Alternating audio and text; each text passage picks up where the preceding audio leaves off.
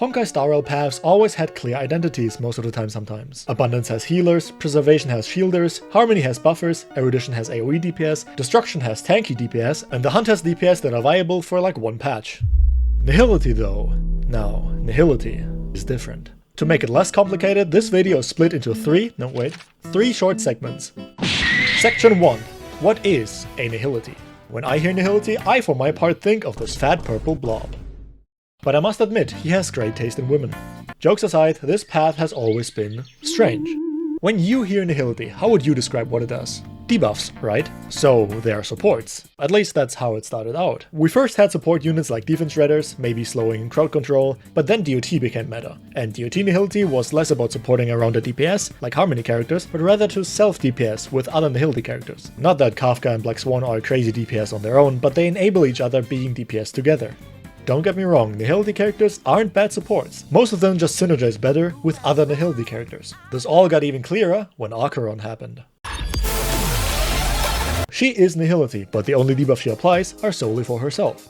Don't you agree that the best debuff you can apply to an enemy is to make them not exist anymore? Yeah, that's not Nihility anymore, that's euthanasia.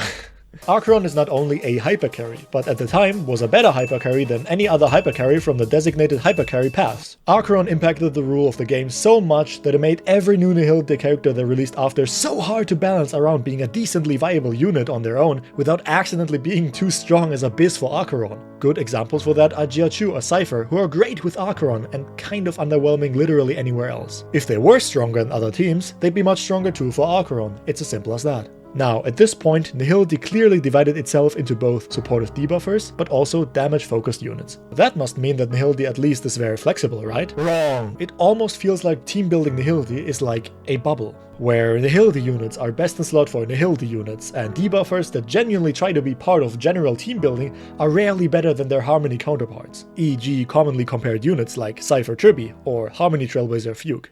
Section 2. Nihility's impact on DPS. Or more specifically, Acheron's impact on DPS. At this point, Acheron already outclassed all DPS units on her release, but she became some sort of baseline for damage for every DPS afterwards. And she opened up the possibility for Star Rail to give lots of damage to the not traditional damage paths. So now we also have to deal with supports like Lingsha, who you were able to play hypercarry.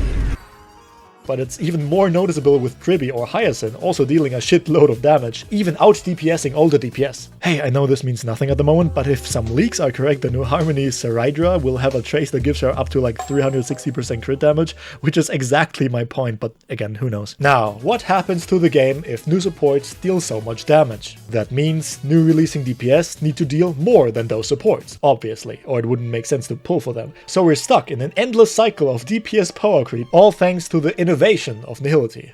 Section 3. Nihility versus Harmony. So, why is Nihility, outside of Nihility teams, kind of meh? Why is Harmony almost always the better choice?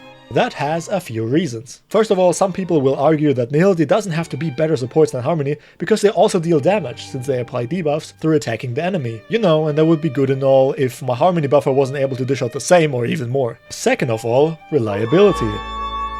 There's this cheeky little stat called effect hit rate, and it's bullshit. This stat increases the chance for all your debuffs and DOT to even be applied to your enemy in the first place. Not only does building effect hit rate take away relic rolls and stats you could have used otherwise, it also has to clash with enemy effect res. So your character can't even function and you get punished for not having enough of it. But also you don't get a real benefit for having too much of it, unlike other stats. You know, either your debuff applies or it doesn't. It really is an obnoxious stat. And that's where your Harmony is so much nicer. Your buffs are guaranteed to apply. Just imagine if your buffs had a chance to miss. Yo, let's just brawn your skill to end the zero cycle. Nope, not gonna happen. My carry's ult is almost ready. Let's just Sunday ult. Nope, not gonna happen. You know, I just want loving parrots and a supportive family. Nope, not gonna happen. The funniest part is Harmony even has guaranteed debuffs. This little demon, Tribby, has a vulnerability ult buff, but it's guaranteed to hit, unremovable, and I tested it, it's not a buff, but counts as a fucking debuff.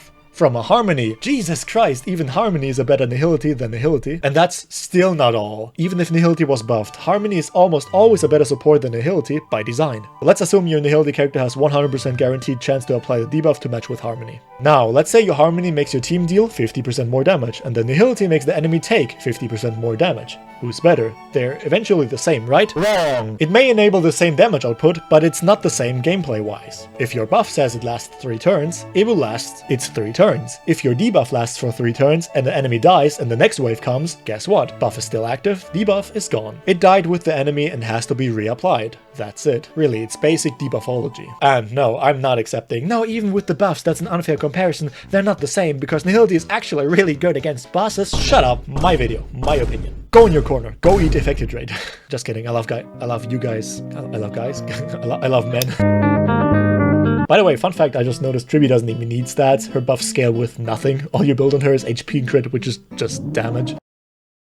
Nihility is not a bad path. Over the years, it just changed its identity more than an adolescent teen, and it feels like Hoyo is unsure what it wants it to be. And in history, the path has always been either too strong or too mid, which puts it in a really awkward spot in my opinion. So yeah, smash like if you agree, and subscribe if you disagree, and like and subscribe if you hate VShoujo. I don't know, that's it, bye!